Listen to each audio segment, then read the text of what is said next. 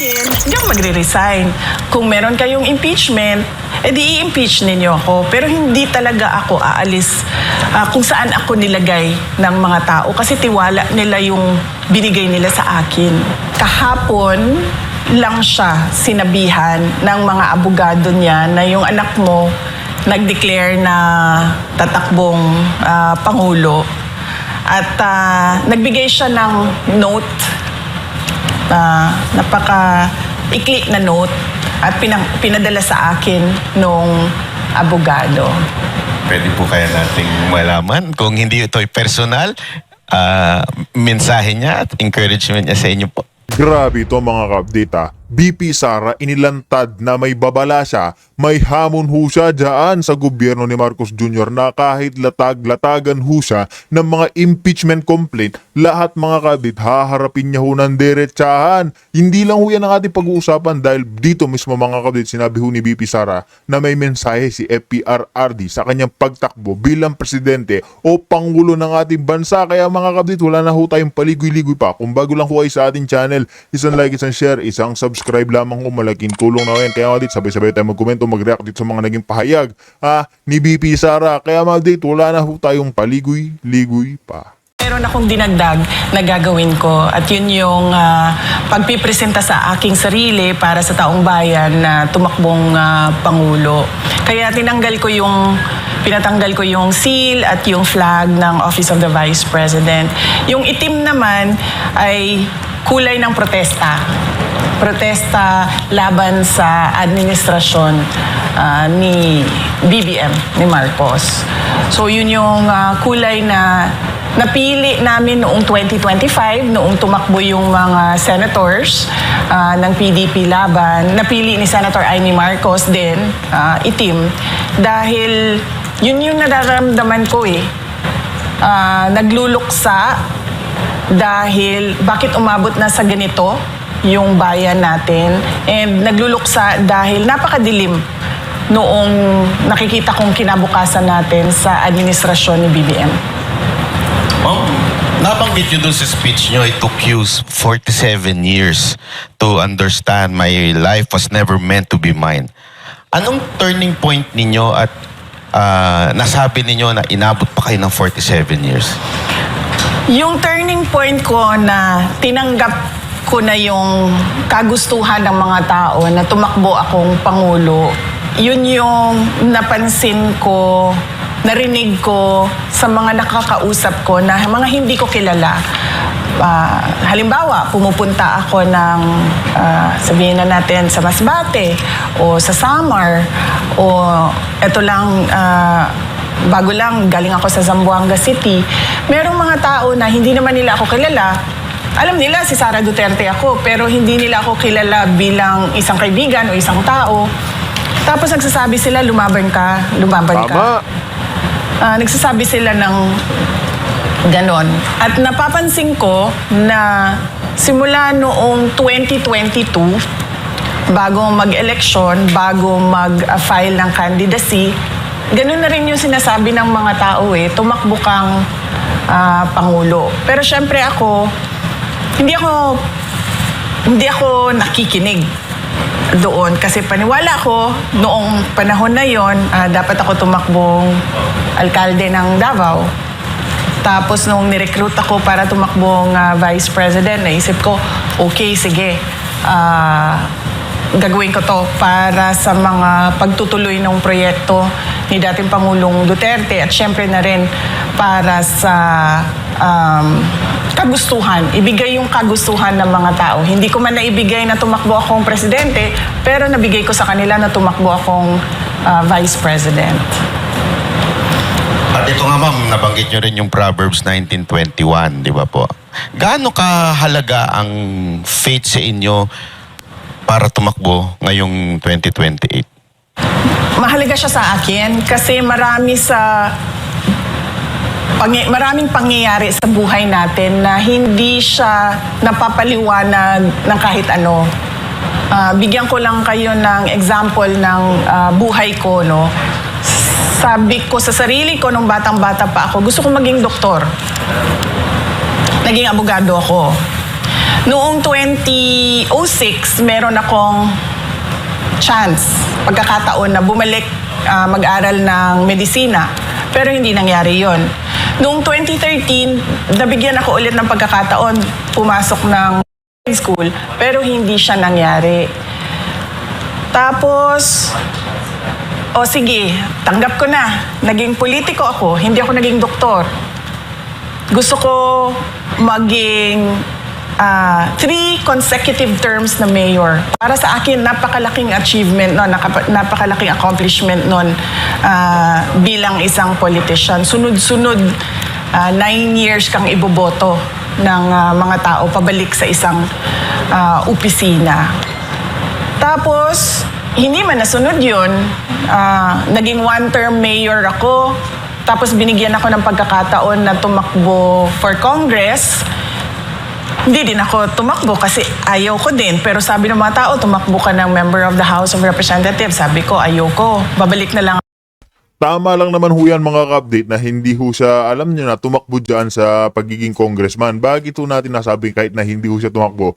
Kasi nakikita naman ho natin kung nasaan ba talaga yung mga totoong kawatan. Nasaan nga ba? Saan ho ba pinapangalanan yung mga di umanong tumatanggap ng 150 to 200 million para lang ma-impeach siya? Nandyan ho sa mababang kapulungan. Kaya yung pagiging congressman, mga ka-update, isa hong malaking issue. Tsaka yung gusto niya nga hong pagtakbo bilang presidente, hindi lang naman ho yan ganti sa kanilang pamilya o sa kanilang ama, mga ka-update.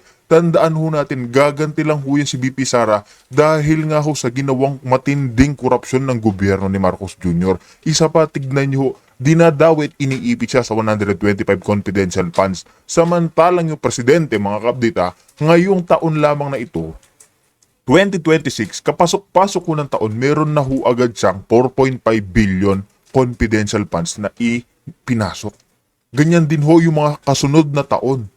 4.5 billion pero pilit ho siyang ini-impeach, pilit ho siyang iniipit, pinipilayan, ayaw ho kasi siyang patakbuhin dahil oras na lumuklok si BP Sara, mga kabdit. Lahat ng mga magnanakaw, lahat ng mga gumagay ng Coca-Cola, white powder, lahat dyan, lilinisin ho niya yan. Hindi lang naman ho yan ganti dahil nga sa ginawa sa kanyang ama. Para lang ho ito sa taong bayan. Di ba? Ako sa law office, magiging abogado na lang ako. Tapos nung 2016, kung maalala ninyo, naghahabulan kami ni Pangulong Duterte kasi sinasabi niya, hindi ako makatakbo kasi yung anak ko ayaw tumakbong mayor ng Davao City. Sabi niya, wala akong ibang pinagkakatiwalaan na tatakbong mayor. So sabi ko noon, ayaw ko. And then nung nakita ko na gusto ng mga tao na tumakbo siyang Pangulo, nagparaya ako. Sabi ko, sige, babalik akong mayor. 2016. Noong 2019, tinatanong naman na ako, tumakbo kang senator. Sabi ko, ayaw ko. Gusto ko mag-mayor kasi gusto ko 3 terms. Tuloy-tuloy yun. Tapos hindi man din siya nangyari. Sa akin, naging vice president ako. Pero wala akong explanation kung bakit nagpaplano ako, meron akong mga gusto, pero hindi siya nangyayari para sa buhay ko. Kaya naghahanap ako sa Bible, naghahanap ako ng explanation sa Diyos kung bakit ganun yung mga nangyayari. Tapos nakita ko yung Proverbs 19 nga, na nakalagay doon, many are the plans in a man's heart, but it is the Lord's purpose that shall prevail. So, Nakita naman ho natin yung mga mensahe nitong si BP Sara, mga ka-update, talagang nakakaantig ng puso, di ba? Noon, 2016 pa lamang, mga ka-update, mayor ho ulit siya dyan sa Davao. Noong, mga ka-update, 2022 presidential election, niligaw-ligawan lang ho siya nitong mga Marcoses. Sinabi nga ni FPRR din noon, mga ka-update, kung tatakbo siya, wag ng vice president, rektahan na hong presidente, para na rin ho, mga ka-update, ituloy nyo yung legacy yan ng kanyang ama. Ang kason, medyo may pagkatigasan nga ho yung ulo nitong si BP Sara.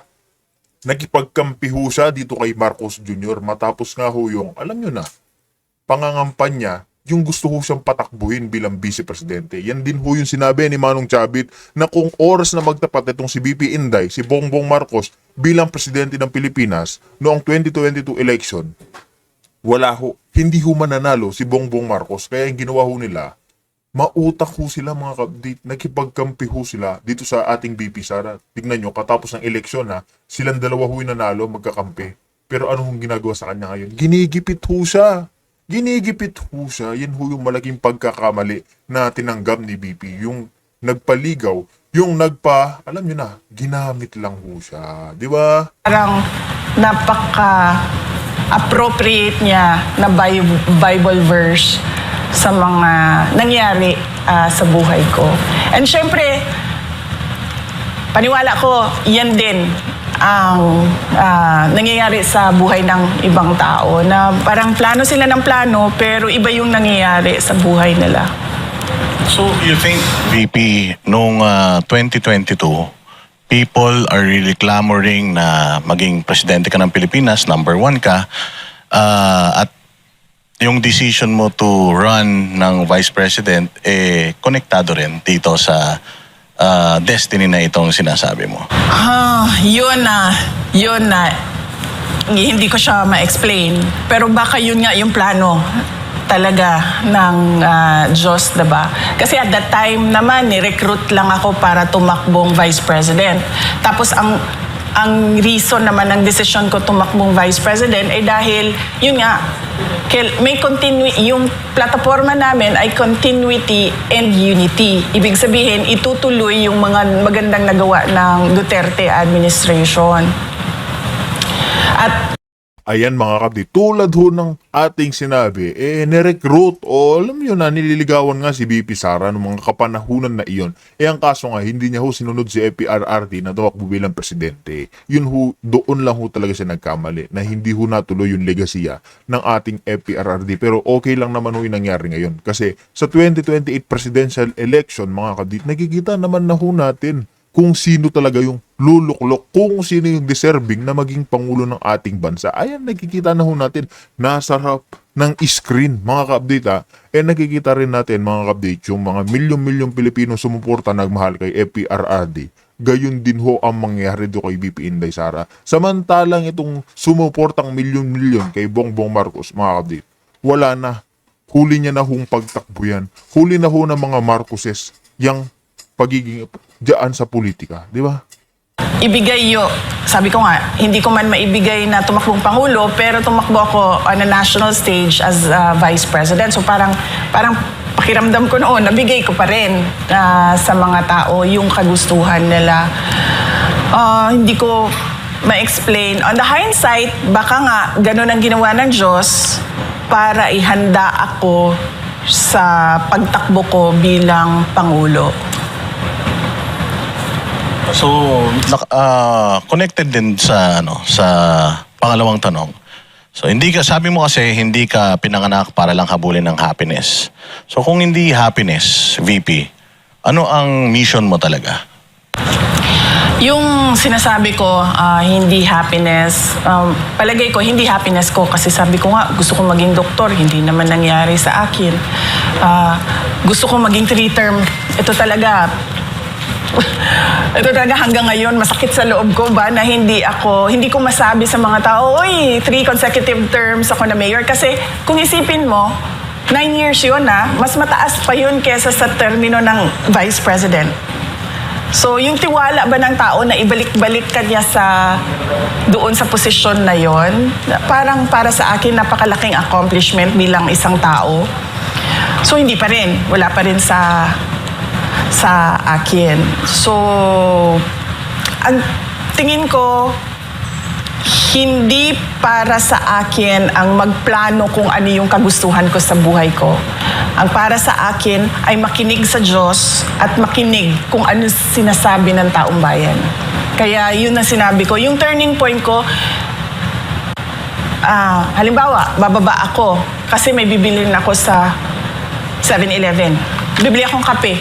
Tapos, yung security guard magsasabi, lumabang ka. Wala man siyang, hi, hello, uy, Inday Sara, wala. Sabihin lang niya, lumabang ka. Ganun lang.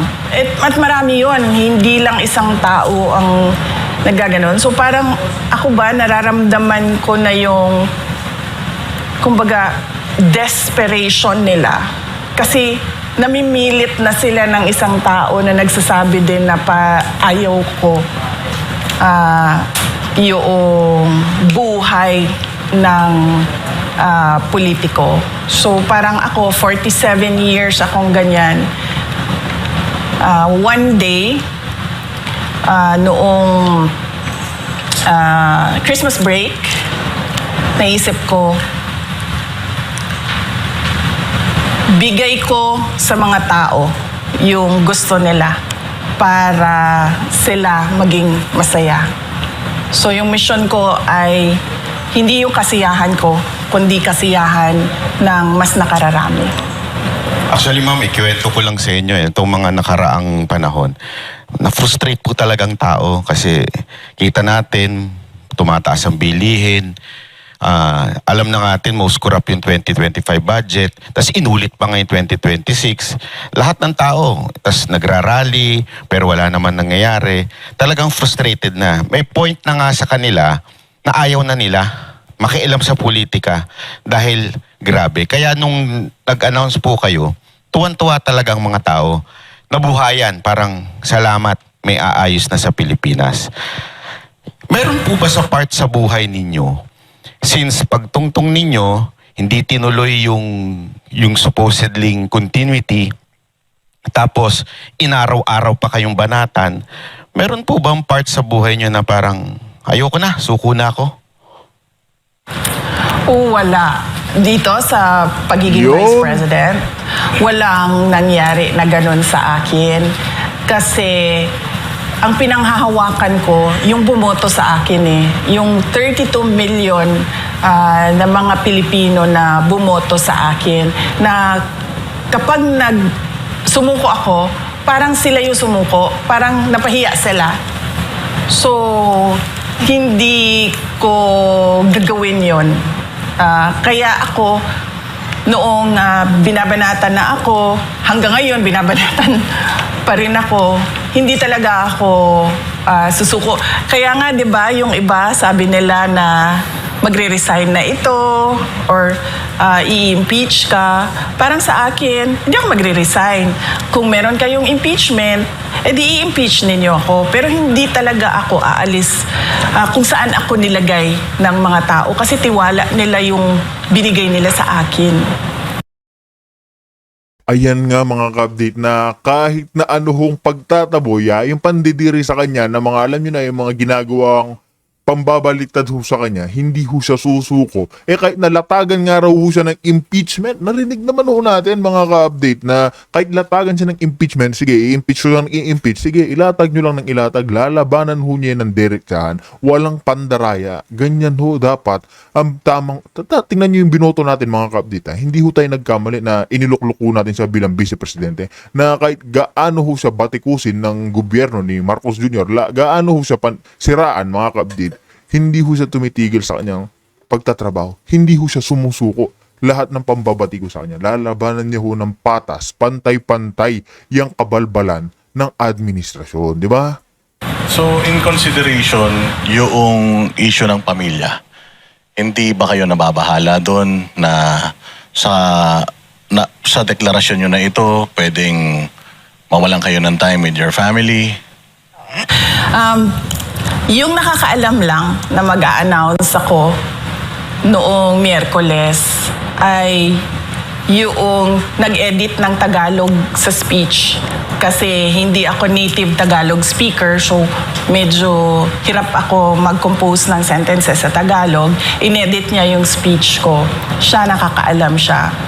Pangalawa, yung husband ko, si Manases, at yung mga anak namin.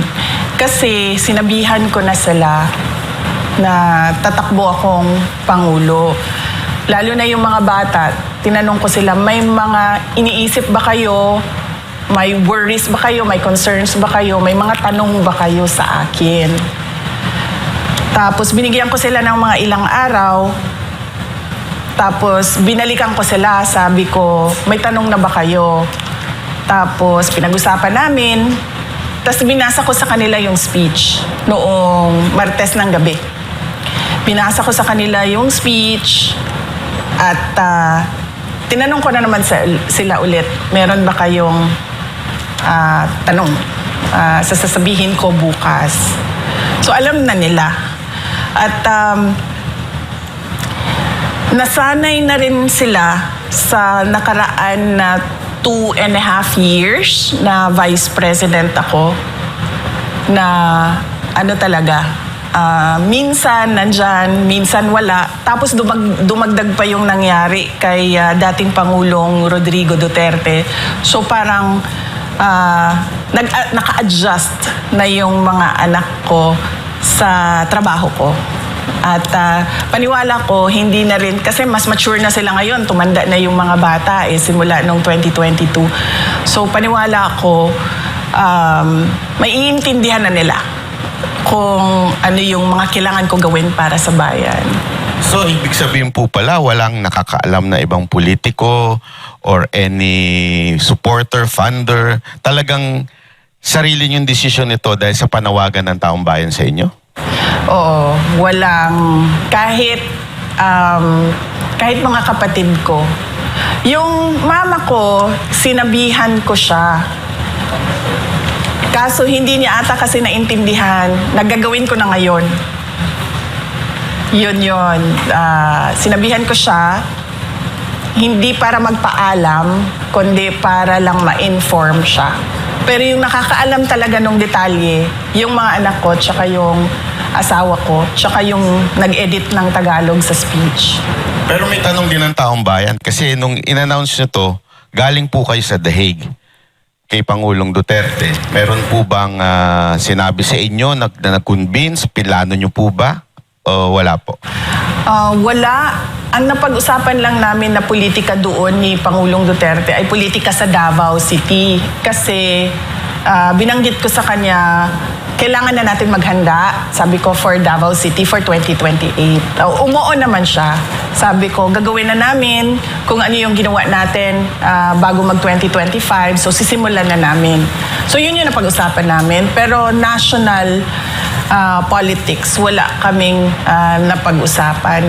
In fact, kahapon lang siya sinabihan ng mga abogado niya na yung anak mo nag-declare na tatakbong Pangulo. At nagbigay siya ng note, napaka-ikli na note, at pinadala sa akin nung abogado. Pwede po kaya nating malaman kung hindi ito ay personal, mensahe niya at encouragement niya sa inyo po. Sige, sa susunod, magpaalam muna ako. Magpaalam muna ako kay dating Pangulong Duterte at magpaalam ako sa abogado niya. Pero kahapon siya sinabihan at nagpadala siya ng note. Kaya importante.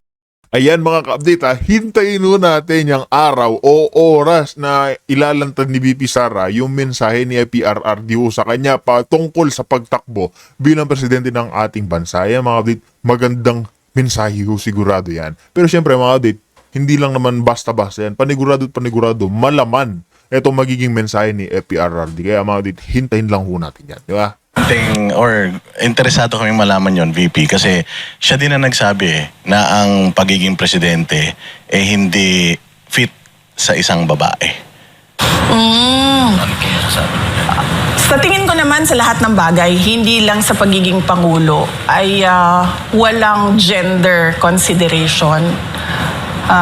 Yung iba, meron silang paniniwala na merong mga trabaho na hindi para sa babae, pero para sa akin, ang pagiging Pangulo, walang kasarian, tama ba, no? Sex, wala siyang gender. So, yun siguro yung paniwala ni Pangulong Duterte at sa tingin ko, hindi lang siguro siya yung may mga ganyan na paniniwala. Pero para sa akin, yung gender, wala yan. Nasa yan? Yung kalooban ng tao tsaka kakayahan ng tao. Ako naniniwala din dun. Kasi yung lalaki nga natin presidente, mahinang nila lang eh. Anyway po, may tanong lang Nako po. po. Kung meron kayong sinabi na lack of loyalty ni Bongbong Marcos, pwede nyo po bang specific ko ano yung mga lack of loyalty at kanino at saan? May dala kong kopya ng speech ko ha. Tapos babasahin ko lang ulit para naiintindihan ng mga nanonood saan doon sa speech yon. So ito yon, no? Sa unang mga buwan pa lang ng aming termino, nakita ko na ang kawalan ng katapatan ni Bongbong Marcos Jr. sa mga pangakong binitawan noong kampanya, pati na sa kanyang mga sinumpaang tungkulin para sa bayan. Kasi napansin ko na wala talaga siyang sinseridad sa trabaho. Noong una, pag-upo namin, nagpapatawag siya ng meeting. Meron kaming mga cabinet meetings. At napapansin ko dun sa cabinet meetings, wala bang structure ba na ano ang problema, pag-uusapan natin at pag-iisipan natin ang solusyon. Tapos mag-uutos ka na nun. O ikaw gawin mo ito, o ikaw gawin mo ito, ikaw gawin mo ito. Sa susunod na linggo, ibigay niyo sa akin yung resulta ng ginawa ninyo base sa pinag-usapan natin. Ganun yun eh. Kaya nga may cabinet eh. Kasi meron ka iba't ibang opinion, iba't ibang experiences, iba't ibang kakayahan na mag-iisip para sa mga kailangan ninyong gawin. Mga ilang buwan siya nagpapatawag ng cabinet meeting. Tapos bigla, sabi niya, ay hindi na tayo magka-cabinet meeting. Sabi niya, papatawag lang namin kayo kung may kailangan kami sa inyo. So doon ako parang, okay, so paano tayo mag-uusap kaming lahat, tayong lahat, mag-uusap-usap kung ano yung dapat na united effort natin sa mga kailangan gawin, sa mga prioridad ng administrasyon, kung hindi tayo mag-uusap. Bigla na lang nawala na ang cabinet meeting. Ito'y kasi simula pa lang po. Oo. Tingnan nyo mga kabida, imbis na nagpo-focus din si Marcos Jr. dyan sa may mga cabinet meeting na yan, dahil nga wala na, isinantabi ho nila yan, saan ho sila nag-focus? Sa matinding korupsyon, sa bilyon-bilyon ho nila, ninanakaw, trilyon ho. Kaya ngayon mga kabida, yung cabinet meeting na yan, ipinakansela ni Bongbong Marcos, di ba? Kaya nakakapagduda, mismong si BP Sara mga kabida, nagduda na dyan. Di ba kaya mga kung meron kayo naging comment or reaction, comment na lang ho na sa comment section at doon na lang ho natin lahat pag-usapan yung impeachment na ilalatag ho sa kanya, yung mga mensahe ni FPRRD, ilalabas na ho niya. Mga kapatid, dito na ho natin tatapusin ang ating reaction video.